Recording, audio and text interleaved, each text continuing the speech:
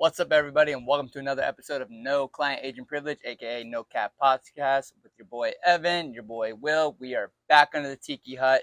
Been gone, was in Germany, was in Italy, had to do my little Euro business trip, and we are back now.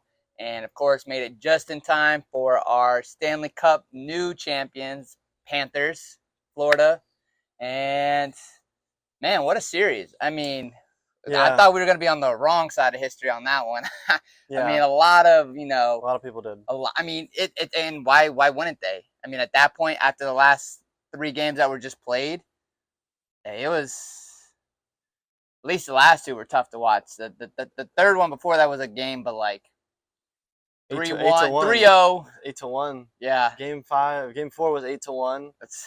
And then the same thing pretty much happened in, I think it was like what, in game 6? Yeah. Or game 5? 5-2 or something. Yeah. But I mean, and don't get me wrong, like, you play your best when your back's up against the wall, and I think that is what the Panthers literally, like, all season long, like, their defense brought them this championship for sure, and that really showed last night. I mean, no doubt about it. Like, with regards to how that game was won, once they got that second goal, it was smooth sailing, I guess you could say. I mean, there were definitely some times where it was like, Grabowski, Bob on the floor, sprawled out, trying to, like, just wave his hands high enough to stop a shot or anything. So things like that, it definitely did not, was not an easy win. But it was that ending, you could just tell that the Oilers were kind of gassed out. They put everything they had in those first 2 intermissions, and they were giving it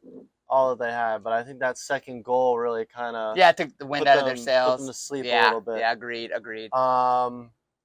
When the Panthers scored that first time, and then Edmonton came 2 right minutes back, later, a minute and a half later, it was boom, right back to 1-1. You knew that there was a goal coming in that second period. For sure. It was a matter of who was going to make that mistake. I mean, because you saw the first mistake was that breakaway to that one that make it 1-1. So it was next. That's how Edmonton was getting a lot of their goals this whole series. Yeah, they almost got a shorthanded goal in the first power play for the Panthers.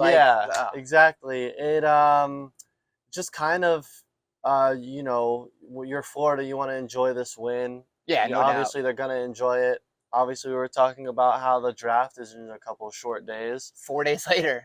It's Monday, draft's on Friday. Do they need to worry about the draft? Maybe not. But they'll enjoy it for a couple of days. Of course. I mean, the players for sure. The players enjoy the next 72 hours, just enjoy the week. And, I mean, it's the front office's job to rally them back together come Friday. Yeah. Hey, look, we got some new incomers.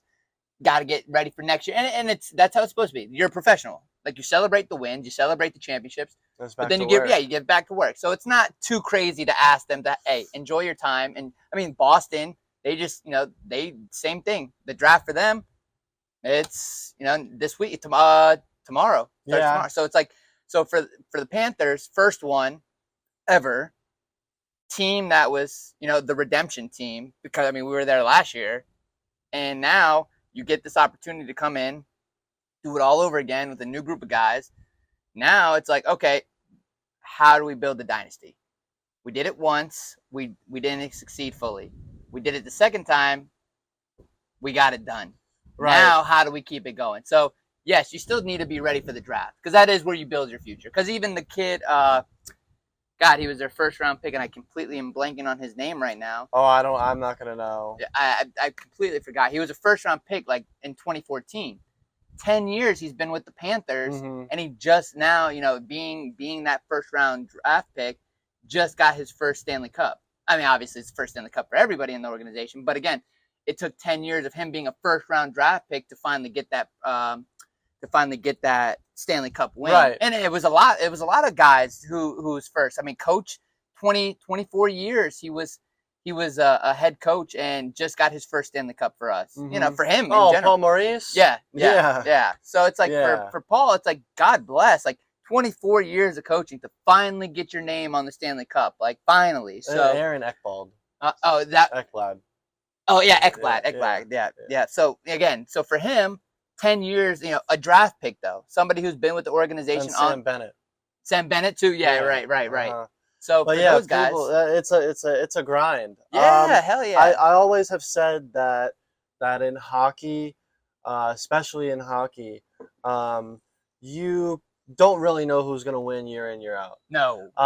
Basketball, you can look around the league and say, okay, yeah, like these are We'll the know two who's or around, three who's going to be around the teams. finals. Yeah. You know, you can say that in the NHL, but I don't think There's you can not a say shot it in with as much hell. certainty. There's not a shot in hell anybody would have said the Oilers at the beginning of the season in the NHL were going to be in the playoffs or even remotely competing for the Stanley Cup. Other than they won their 16 games in a row. Right. Yeah, exactly. I think they won. There was a graphic I saw after losses. They won 5 games in a row. I think 7 games in a row, and then streaks, baby, streaks. 16 That's in a row. that's what the NHL is all about because of the games. It's all about streaks. How long can you make those streaks last? Like that's how good teams win, and that's what the Oilers really did. Once they were, I think they were like bottom of the. Oh yeah, they were league. bottom. No, they were at the bottom. And they literally went on that 16, and then all of a sudden lost, then 7, then lost, yeah, then 5. Yeah, but those streaks is what matter. So they'll be back though. Yeah, no, agreed. They'll be back. I mean, I think that Connor McDavid, whew. It's a great, even though obviously they wanted to win the cup, it's still a great moral win for them. For hello, look at the Panthers. Perfect example. Same thing. Made it, got there. What do you do next year? Yeah, come back, you do it all over again. Edmonton will have their chance for years to come, and so will Florida have their chance for years to come, whether it be, another year or two. I think Edmonton's window might be a little greater, but at the same time, you're looking at two not very, but on the younger side, for sure, early in their contracts. Oh yeah, and there's a lot of talent on both ends, so things are looking great for the future of hockey in South Florida and in Canada as well. I mean, Florida in general. I mean, Tampa's no joke either. So I mean, Florida might be a hockey state now. Yeah. Like, I mean, how many championships in the last 5 years? Got 1, 2 for them. So we've been in 5. Three in the last 5 years. Yeah, 3 in the last 5, and 5 championship appearances in the last 5 years. Like five out of 5 in championship. You got people walking around with hockey jerseys that have never even I guarantee thought about that before. I haven't seen my hockey jersey in years. It's somewhere in my house. I guarantee it's my Panthers, original Panthers 1994-95 jersey is somewhere in this house, somewhere sitting in a closet that I have not seen since the dawn of the Panthers' first year. So crazy enough that it is our 30th year anniversary as a team, and finally win one. So crazy enough, timing is everything. It's right place, right time, and that is another aspect of sports. You got to be in the right place at the right time, and there's some degree of luck that comes from the uncertainty no doubt. of involving trades sports, and injuries, trades, all of it. Natural, like COVID, for example. Yeah. Who would have thought that something like that? I mean, still, but it definitely has happened. Lockouts, like things things like that definitely happen. That throw off teams. That throw off the route that you're going on, the roadmap that you had built. All of a sudden that hits, and all of a sudden you're into something else. You got to do it a different way. So you think there'll ever be another lockout? That's always a possibility when it comes to the CBAs. Of course, if your players association and your ownerships are that far apart, it's definitely possible. But nobody wants to lose money, so that's why you always the mediation side of it is the negotiations that you're also talking about hundreds of millions of dollars per side. It's not like, oh yeah, this side is only talking about this little bit of money, and then this side is talking about a whole lot of money. We're talking about 100 million on both sides. With how much things are worth these days and all the media rights deals, the last lockout was 2010 season, right? 2010, 2011. Yeah, so the money then compared to now, I don't even think that people in the NBA, NFL would even strongly consider we're going to bring this to a lockout. When it comes to a lockout, it's always other stuff more than money. It's usually something to the extent you're going to lose that money though. Well, that's what I'm saying. So that's where you end up saying, well, we got to suck it up. Or this side has to do this, that side has to do that. The money's too much now. Yeah, exactly. To lose that, I mean, you're talking about, even if you look at the WWE who just did the Netflix deal. Right. That is crazy. They're going to be live streamed on it. How many people in the world haven't? They were just saying how the international world, they they literally don't. Some countries do not have Raw in their daily basis, like not unless it's a big pay-per-view, but they sell out those arenas. Like, that is crazy. They don't have it at all on TV. They just know about it, and then they have a show there, and they sell it out. Like, what? That is insane. Yeah, like, it's insane. So, but again, just the brand recognition, right? That's that literally. Obviously it's purely entertainment. But that's what they're built off of. I don't know if kids realize that. So you bring your kids. They love it. You bring your kids, and they're like, yeah, hell yeah, yeah. Oh my gosh. But he just did a swanton bomb off the ladder. Like, they don't know that that's that. I mean, it's not fake. That's for sure. Like, that is real. Like, that guy is really doing that. It takes a degree of skill. To hell do, yeah. Obviously, you also have to have a lot of stamina and whatnot. Oh, for sure. So, but yeah, no. Back to the Stanley Cup, and really with regards to getting back to work. Season starts on Friday, I guess. I mean, draft picks are in. It's, ready to rock and roll for next year. So, congrats again to the Panthers. Super proud as a native Floridian, only knowing Florida hockey is, as a team. It's been, we've had our playoff runs, we've had our good teams, and now that we were actually able to, take the Stanley Cup into the Atlantic, like, it's awesome. Like, they were literally at Elbow Room last night. Just last night or today? Both.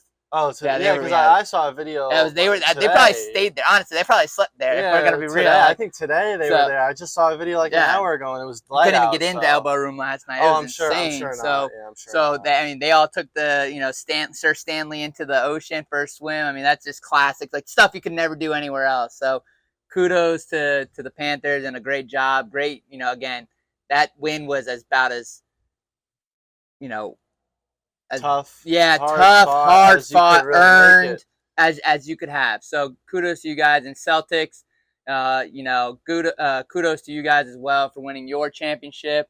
I think we saw really great flashes of both Tatum and Brown. Like, I know Brown won the MVP. Brown played better. I think so. Overall, I think he definitely put the team on his back for a few of those Tatum games. is the more outspoken player. Yeah, Jalen's quiet as can be. Yeah, so I think that, obviously Jason is going to get more of that media coverage, especially with all the... Well, Jordan Brand as well. And his quotes, and him always trying to get a sound bite and something like that. He really does. He really does. But he does it in the most, he means it truly. Yeah. Like, he doesn't mean it to be corny or anything.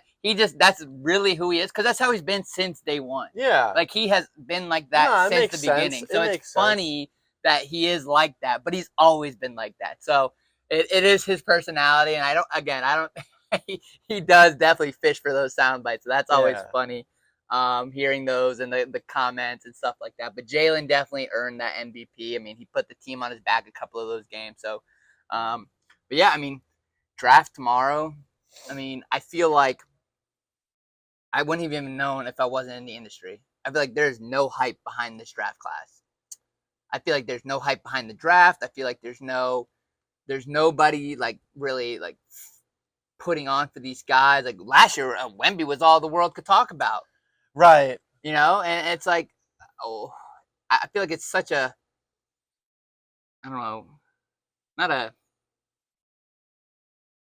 don't even know how I want to put it. It's like a disservice to this draft class. I feel like there's no hype behind any of them. Like, there's no love. I guess it's kind of like one of those things where something was so good that the next isn't going to be as good. Like, yeah, but why do we have who? Alex Sarr is another one of those French 7-footers, 7'1", can definitely do it all, unicorn type shit. But like you said, they're not talking about the draft because I don't want to say that they spent so much time talking about Wembanyama last year and all that, but it's like, how are you going to try to act like this guy is generational or whatever you want to say when they already spent all their time talking about the draft last year? And I mean, I guess maybe my they thing can't is, top it. Well, okay, even if you can't top it, at least put in a little bit more effort. Like, I guess that's where, I guess I'm talking from the agent perspective of, like, if my client was a top 10 pick, like, say a Zach Edey or a Donovan Clegane, or, from UConn, I feel like I've heard them talked about like 3 times since the championship. Like I've I have not heard Lakers been talked about a lot more. Yeah, well, JJ Redick, yeah, of course. Yeah, I mean, but see, again, my persona is, or my perspective is, JJ Redick. We have no idea how he's going to be as a coach. So why are we talking about him so much when we could say the same thing? I think the draft is more important. I agree. Wait until the draft is over to start talking about JJ Redick and all that. It's really not a big deal. Stuff. And you can tie it all together. You could talk JJ Redick's first draft class. Like, who is he going to take? That's why I don't even know if the Lakers have a pick, honestly. Do they have a pick? They do. They do? Oh, they do? Yeah, they do. Okay. I forgot. I know it's late, though, right? It's got to be late. I think. Let me check, but... Because I didn't think the Lakers, maybe second rounder? I don't know. But anyways, I mean, draft tomorrow. I feel like and I hate to say it because I don't mean any disrespect to him. I feel like Bronny has gotten the most hype around the draft, and he still might not get drafted. Like, that is insane to me. Like, you're talking about a kid because he didn't even start at USC. He didn't really play that much at USC. He didn't really do anything at USC. And yet we're still talking about him being a draft pick. It's sad. It's really like, that's what I'm saying. Like, that I feel like is the true disservice. And again, it's no shot at Bronny with regards to why. No, it's just truth of the matter. He didn't perform. Like, right. If he would have had anybody else's name or whatever, he would have been a go back to school type kid. Go back to school or just never get drafted. Both. Go to Cleveland State. Be a hero for Cleveland like your dad was. Something like that. The Lakers deferred their pick. Oh, they did. That's what I thought. Okay. Yeah, 2025. Okay, that makes sense. They own their second round, right? Yeah, second but round. Still, they and then.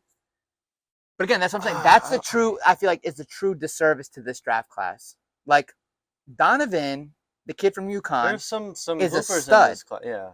Is a stud. I don't care what any of them say. Like, that kid is going to do very, very well in this draft class. He is going to be talked about for a while, and I feel bad.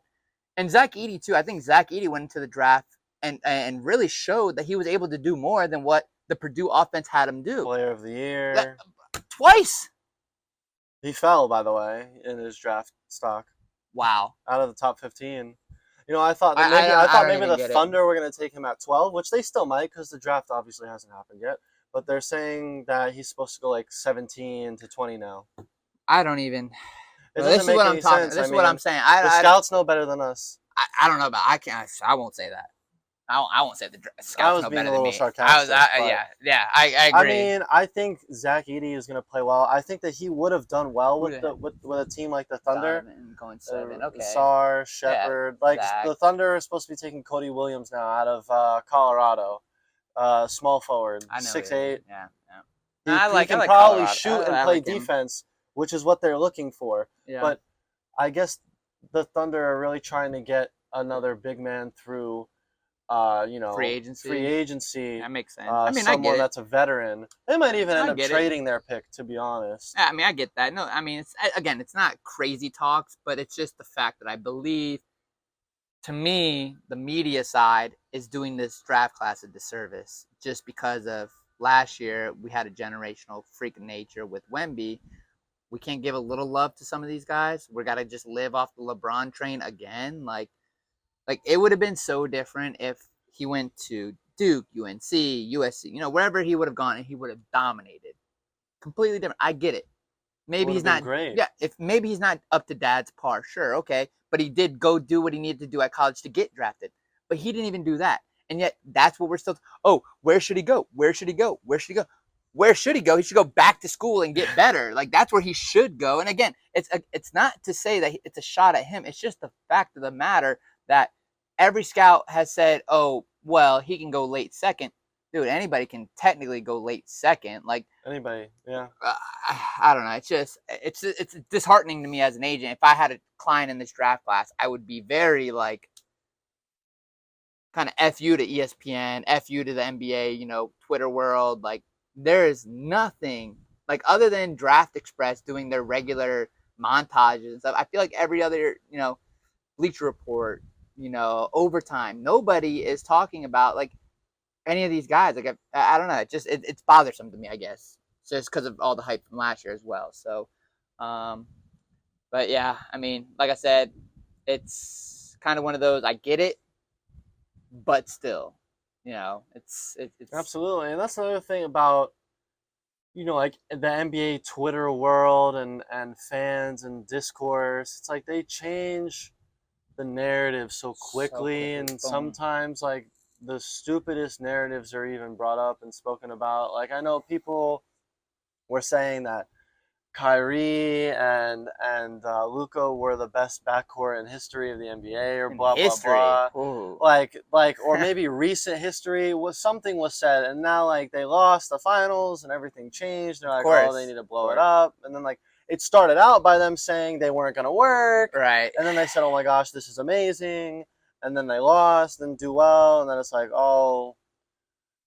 Yeah, like it's just, and then you have stuff like this where it's like you have the draft, but people would rather focus on the Lakers and their coach, and everyone knows what's going to happen with that. Right. There's not even any reason to talk about that. Yep. It's going to be one of those Steve Nash situations, maybe even. Yeah. I hope it's better than that. I hope it's better it's than that. It's going to be like Jason Kidd when he first got started with the Nets or the Bucks. I think he started with one of those teams. Yeah. I think it was the Nets he started with. Yeah.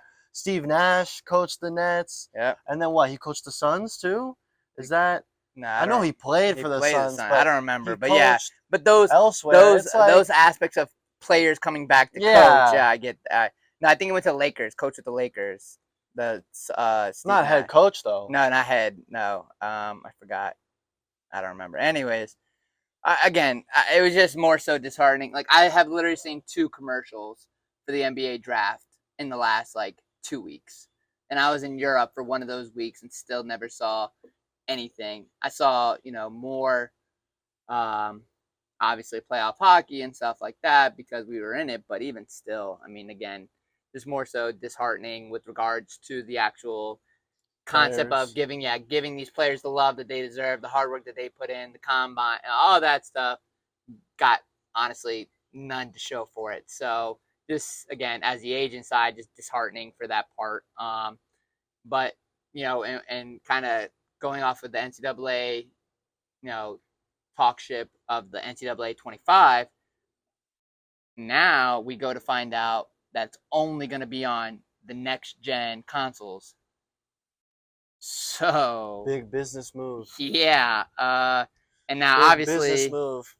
This is all kind of speculation on our side, but was there something behind closed doors for NCAA EA Sports to be like, oh, we're only going to make it for next gen if you give us a piece of every console sold after we release it? Why not? Because if you think about it, the EA Sports probably would have made so much more money if they would have allowed the other consoles to, of course, to everybody from the age function with the game. Yeah, everyone from the age of 40 to something down, that doesn't have the next gen. Yeah, not everybody wants to buy a $500 console, even though you can find them used now. Me personally, I don't buy used electronics because you don't know how somebody treated it. You know what I mean? No. It just doesn't sit. I understand the whole business aspect of it. Of course. But we know how EA is. People have been complaining about their games but EA's for been like years, that for years. With Madden, blah, blah, blah, all the extra stuff, any ways that they can make more money, which I guess I understand. I don't think video game companies keep that many employees on their payroll. I know that they get paid a lot to do what they do because it's not easy to create a game. No, of course not. But to kind of cut out a group of people or just be like, oh, you're going to have to go out and spend way more money than you need to. It just, because I know that we both understand that there's a lot of people out there that just don't have the new console and don't have the money for the new console. No. But they love college football. They've been waiting 10 years. They're going to do whatever they can to get that done. Yeah. Find a way to get it done. And again, I guess that's more of the business, kind of people will buy it. If we do it this way, people will still buy it, no matter what. That's going to be their argument. And it's like, do they really care what we personally are going through? No, of course not. They're a business. They don't give a shit what is going on. Because that's all they know. Somebody's going to go out, cut somebody extra lawn, do whatever it is. to earn, get that new console, or get the new game to play the new console. So for me, and I think it kind of goes back to even more so even that, I don't even like the new consoles because now you got to do all the downloading. There's no disc. It's digital, like all that stuff. Whereas like you could have just borrowed your friends. The old consoles. Hey, here, go play. Let me borrow. Yeah, let me borrow it for a weekend.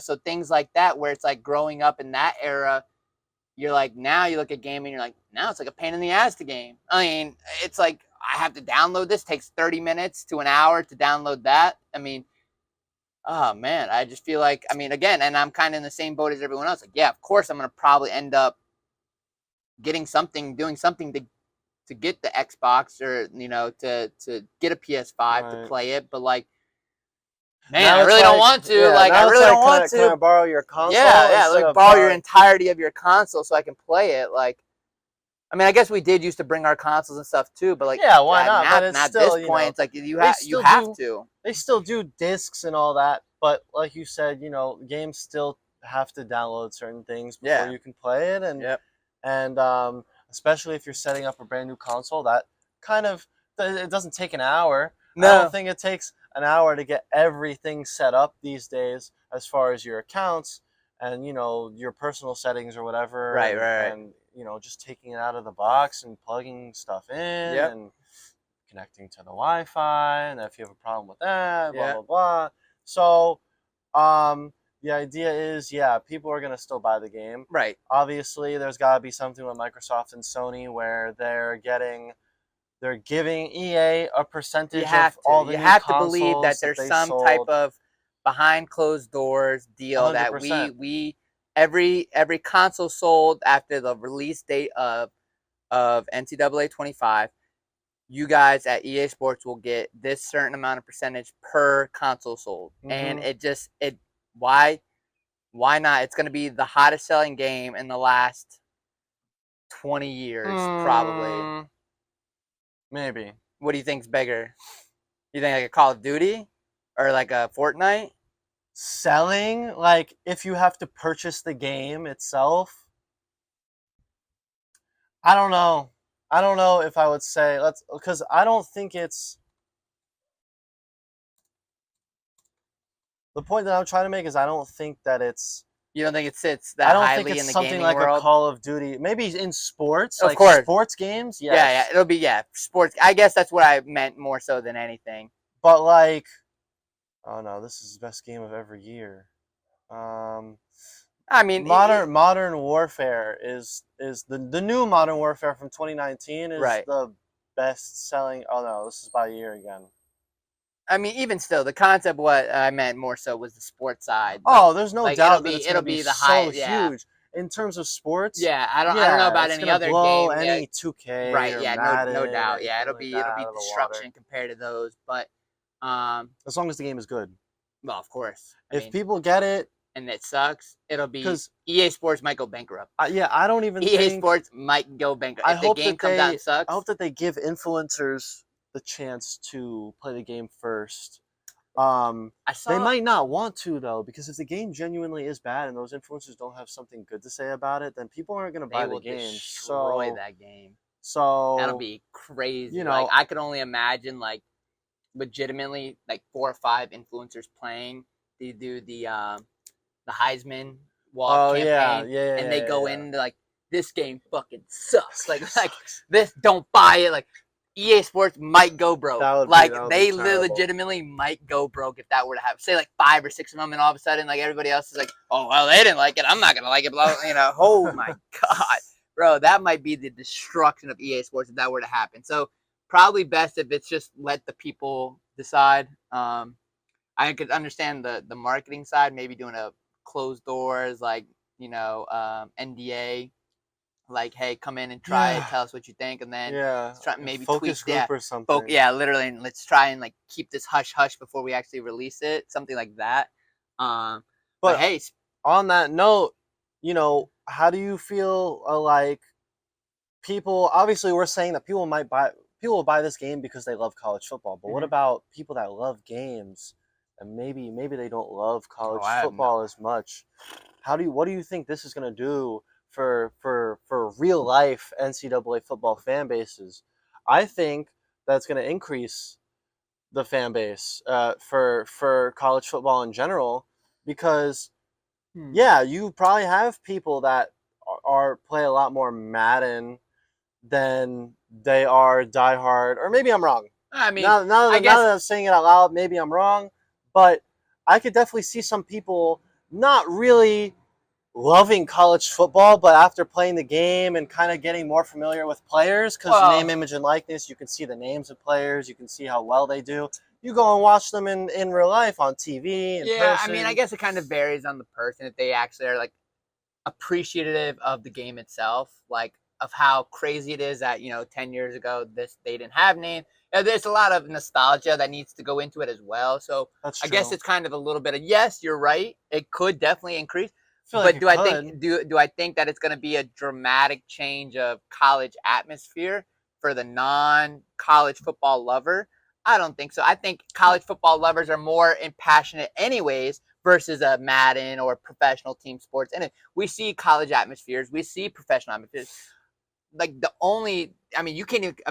you go to a Florida State game, you cannot compare that to a Miami Dolphins game. Like, you're talking about the culture is different. The culture is completely different. I mean, and that's where even in Europe, dude, that Potsdam game was sold out. It was sold. Yeah, they won 72-14 or something. Like, it was a blowout, and everybody was still there. How's he doing, by the way? Still hurt? Or? Yeah, tore his ACL. So Chad will be back in the States. I'll have that episode will be up later this week. We'll go through his interview, but yeah, Chad did end up tearing his ACL. He's coming back to the States to do his surgery. So Chad, wish you luck, man. We love you here. Just like we talked about before. Bounce back, better next season. The team's, luckily enough, they want him back for next year, anyways. It's and they're good. They're really good. Yeah, this team's the best team in the when's their country. Season over? October. 5-6 weeks. Yeah. No, they got a full season. So it's going to overlap with American football. Barely. Yeah, with the NFL. Yeah, exactly. But with Chad, he's going to be out 6 to 9 months anyways with ACL, so it doesn't even matter. Okay. But yeah, he's still. I mean, with regards to how good they are, like, he'll get a championship ring, stuff like that, because they're probably going to win. So. Oh, great. Yeah, so with them, it's awesome. He contributed. Right, exactly. He was really good. I mean, how many games have they played so far? 4? 5? 5, yeah. 5? So they still had like 16 to go, I think. 14 to go. What? Yeah, 18-game season. 18? Yeah, 18. Plus what? 4 weeks of playoffs? Yeah, plus playoffs. Yep. So, NFL football is coming up soon. Yep. 11 weeks, 11 Sundays. 11 Sundays. But what about the Hall of Fame game? Are you counting that, or? No, because that's technically preseason still, isn't it? Oh, you're counting 11 Sundays until 11 Sundays until first game. Yeah, regular season. Sunday. Yeah, regular Sunday. Yep. Regular Big Ticket Sunday. Big Ticket Sunday is 11 Sundays away. And then college is 9. Week 0 is August 24th. That's great. Shit, high school is like the second week of Thursday August. And Friday they start games. Yeah, August like 16th. West Boca has a game. Like, I was like, what? Oh. Like 2 weeks into the season, 2 weeks into the school year. 2 weeks into the school year. Oh no. The first full week. Yeah, the first full week of school is the first game. You guys start on Wednesday. They start on Wednesday. So Wednesday, Thursday, Friday, and then the next week it's game week. I'm like, what? The head coach was telling me. I was like, that's crazy. So, right around the corner, man. It's football season. Will be here. Are you coaching, or are you going to be there? I think we're leaning more towards a director of player personnel, something like that, more so than coaching. Only because with the amount of travel I'm doing in the fall, weekends gone, having to leave on Friday. That'll be right. You. Right. Okay. But it'd be. I'd feel like an asshole if I was coaching and then I left on a Friday when we have a game. And like, teaching too, yeah, right? Yeah, exactly. Okay. So it's like I'll feel bad if I have to leave on Friday and we have a game. This is not going to be, not that I need to travel that much, because in the fall it's a lot harder as an agent to do stuff. Like clients are in games, talking to kids after games, they just want to go home and sleep. If they lost. I've been through those. Like, those are tough. Like, you go to see a client, you go to talk to them, they just got their ass whooped. hey, we'll talk later. I'll see you in the morning for breakfast or something. Like, right. Like I don't even know. Like sometimes it just sucks. Like, call me after breakfast.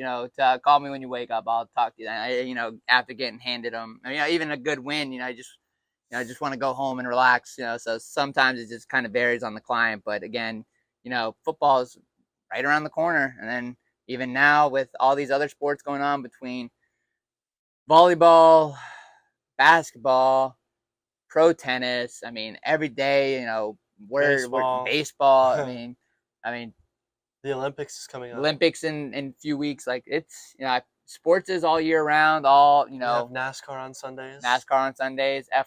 F1 as well. Yep. Typically in the morning. Yep. Early morning. So sports is all year round. But I think the nucleus of it all is those countdown weekends to football on Saturdays and Sundays, where it's just some people's lives. I mean, it's my life, I know for sure. Like, Saturdays and Sundays, I try not to work, but Another nucleus of that is let's for a minute talk about the implications of companies like Amazon and NBC with Peacock coming in and stealing games from cable television because they have the money. Right. But how does that affect the regular fan? Well, I mean, it sucks. It does, right? And it's all because I personally hate all that stuff. Like, I don't like it either. I hate the YouTube TV. I hate the Amazon Prime games. Like, I don't want to do that. Like, I just want to be able to turn on my TV and watch the game. Yeah. I don't want to have to log into an app. I don't want to have to turn on an app, a specialty app. I have to download this. I got to do a week's trial here, a month trial there. You need a smart TV. You need a smart TV. I got a regular TV. Cable's not cheap. No. Cable is not cheap. I don't know if you have cable. No, we do. Yeah, we have Xfinity. Cable's not cheap. Cable is not cheap. And I agree. And I can understand the Netflix to pay, $15 a month, and you get all those shows and TVs and blah, blah, blah, versus a cable package, which probably costs $100 a month, quote unquote, for however many channels you get and stuff like that. I feel that. I feel like Netflix these days is like the Chick-fil-A of streaming services. Yes, like, it is. It's great. And it's gonna do exactly what it can do for you, but there might be things better out there in other areas. Like PDQ, I would say, has a better chicken sandwich overall. Okay, yeah, like Hulu has their live sports and everything. Right. Amazon is showing NFL games. Netflix, you get a plethora of shows and movies to watch, but they haven't really tapped into the live side yet. But Netflix is getting ready to now, starting with WWE. So if that hits, which I believe is going to be crazy, because people will be able to do it from the kids' side to show their kids, but then also from the worldwide perspective, it won't just be only in America now. Or only when they go there. Yes, or only when they go there, and that's exactly. It's like, here we go. We got a whole nother area of revenue, a stream of revenue, because we are now 80% of the world has Netflix. Market. 80% of the world has a Netflix, like channel. So, So you're talking like, say, I don't know the demographics of how household WWE was, but now you're able to say of the world, you are in 80% of it. Though. Yeah, exactly. So, again, for me as a consumer in general, I don't like all that. I personally thought it was a bad business move by going to those. But I also understand that people do live off of those streamers. Like is it as many? So on the regular side, I don't know. I couldn't tell you. Like, I agree. I guess it's as many as they need to see. Yes, and here's the other thing is too. It costs the NFL nothing because they're making the money already. Yeah. So it's not like if the viewing sucks that they're gonna lose money. They're not. They're already paid to give them that game. Exactly. It's on the streaming, company, and obviously they have all that data that tells them, look, more and more people are signing up by the day. They're signing up because they have to. They're signing up because that's the only service that's streamed. Like, thank God for NFL Red Zone. Like, Scott, thank you for doing your job. Like, swear, without you. Or Sunday Ticket. Yes, Sunday Ticket. True, that too. John Taffer. Yeah, I mean, again. Do I believe that the streaming services aren't the way to go? Yes. Do I understand that a lot of people use them to watch the games? Yes. Do I believe that you have to use them because they are only on those? Yes. Oh yeah, I guess. Like if the game is only on YouTube TV, what am I supposed to do? I'm just not gonna watch it. Like, you can go to the bar. Oh yeah, you better hope there's a bar around town that has that. So, which kind of helps local businesses. I would hope so. In a way. I mean, if you got the cash for it, that's sure. an investment. You know, those businesses have to pay for it. Right. And I heard it's not cheap either. Like, no, it's like $100 a year. Right. And I could be wrong, but I know like with UFC, you know, we have Tin Roof. We wanted to go, and it's like they said something about how cover. Each TV. No. Yeah. They said like they don't show them because it's ridiculously expensive. Yeah, you got to pay per cable box. Per cable box. Forget that. 1, 2, 3, 4, 5, 6, 7, 8, 9, 10 TVs. Forget that. You're paying $100. That's like $1,000. Yeah, exactly. That's $1,000 right there. 10 TVs, $100. They don't want to pay that. Why would I? I'm gonna have to double charge you. So your $10 cover becomes $20 cover. I mean, it's been like that for years with regards to the pay-per-view side, and I always understood that. But like now we're getting into these streamers and services and stuff like that where it's like, okay, yeah, we want to put it on this one, but it's like give that as an option.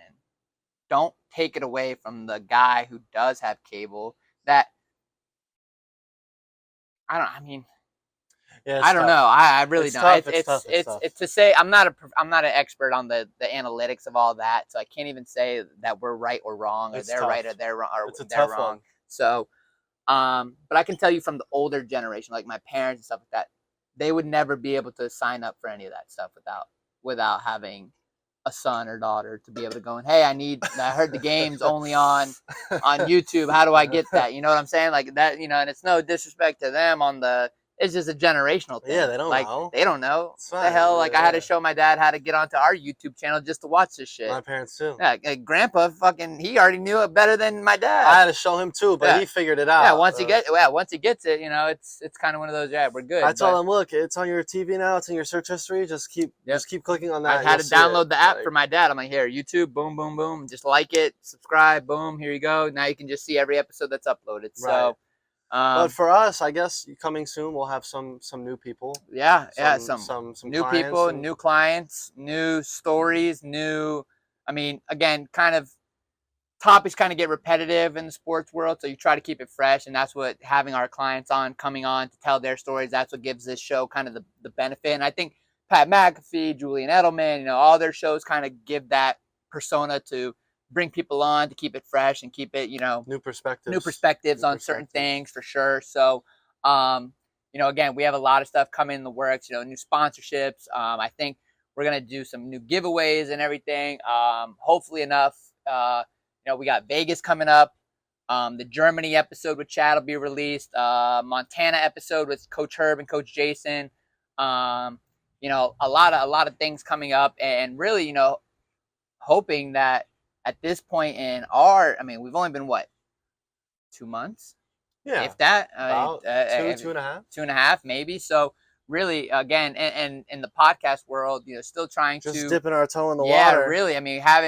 Just kind of trying to stay consistent. So appreciate the consistency from you guys. And we definitely, you know, try to keep the episodes as informative and on point and entertained as well to, you know, keep y'all interested. So, feel free to always comment, and you know, we definitely, you know, take any constructive criticism, you know, to heart. You know, you got some ideas or anything for us with this and everything, please, you know, feel free to contact and you know, definitely leave comments. Our email is down at the bottom of every episode. Never gonna say, you know, no or not listen to our audience, because that's what we're here for. I mean, we're here to entertain. We're here to inform. As an agent, as an agency. We're here to show what we do, and obviously, you know, also give our clients the opportunity to tell their story, and build their persona through these types of platforms. Yes. So that's what this is here for, and that's where we're getting ready to go, lean a little bit more towards before the season gets going, because once the season does start, it is hard to get them on board. You know, traveling, moving, you know, soreness, you know, things like that. So a lot of stuff that goes into play of being an athlete, and, you know, other than maybe jumping on a Zoom call or something like that, you know, that's half the battle. So, you know, we appreciate you guys listening. We appreciate you guys being with us. We will see you next week again for another episode, and hopefully, I think Wyatt's joining us next week. I'm still waiting on him to confirm. He's just the workouts and everything, so it's hard to get him away. But I think they're off for a little while. Are they off? Okay, so I'm gonna get with Wyatt. He's our tight end over at FAU. Maybe him and Beers. Yeah. Let's see if we can get both of them, because then that way we can kind of get the full FAU perspective and things like that. Little NIL, little pro, little this, little that. So I think that would be cool. But yeah, guys, appreciate you. This is Will. I'm Evan. Thank you for joining us, and we'll see you guys next week.